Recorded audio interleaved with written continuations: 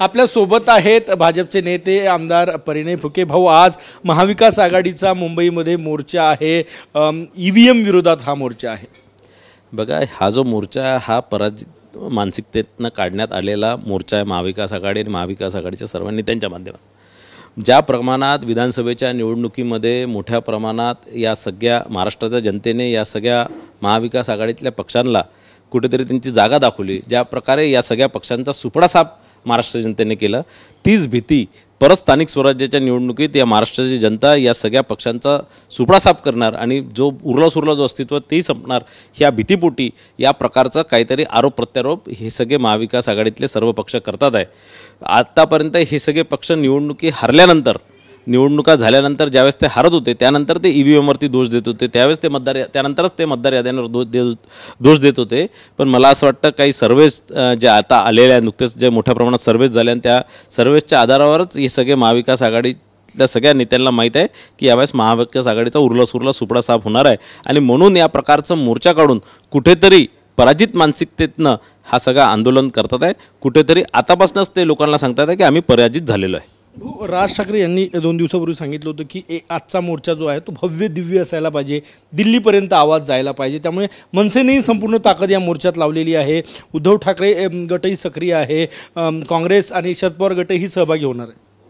सगळेच जितकेही या मागच्या निवडणुकीमध्ये, मागच्या विधानसभेच्या निवडणुकीमध्ये ज्यांचा सुपडासाप झाला, ज्यांचा पराजय झाला, ते सगळेच पक्ष या मोर्चात सामील होणार आहे. आणि ते सगळेही झाले तरी काही फरक पडणार नाही, कारण यांची काही ताकद उरलेली नाही आहे.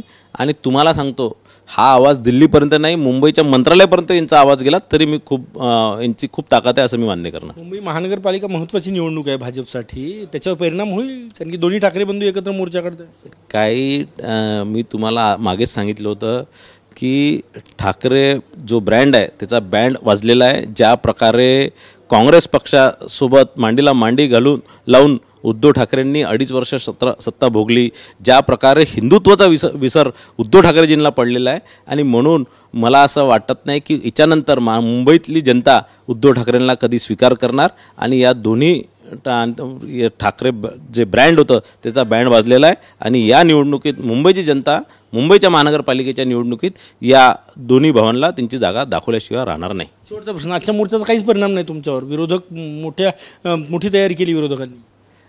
मी तुम्हाला आधीच सांगितलं की हे पराजित मानसिकतेतनं हा सगळा मोर्चा काढतात आहे.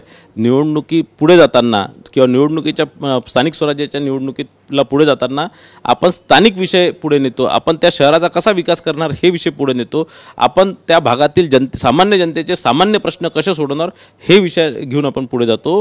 कुठेतरी EVMचा विषय घेऊन, कुठेतरी मतदार याद्याचा विषय घेऊन जर या निवडणुकीला पुढे जाणार, लोकांची दिशाभूल करण्याचा जर हे प्रयत्न करत असतील तर लोक फार सुज्ञ आहेत. सगळ्या महानगरपालिकेतील नगरपालिकेतील जे नागरिक आहेत ते फार सुज्ञ आहे. ते यांच्या या विरोधी पक्षाच्या महाविकास आघाडीच्या या भूल धाब्याला बळी पडणार नाही. 100% यावेळेस भारतीय जनता पार्टी, महायुती, भारतीय जनता पार्टी, शिवसेना आणि राष्ट्रवादी काँग्रेस पक्षाचीच सत्ता स्थानिक स्वराज्य संस्थेच्या सगळ्या निवडणुकीत येणार. खूप खूप धन्यवाद. कॅमेरामॅन सचिन सयामसह गजानन उमाटे, TV9 मराठी, नागपूर.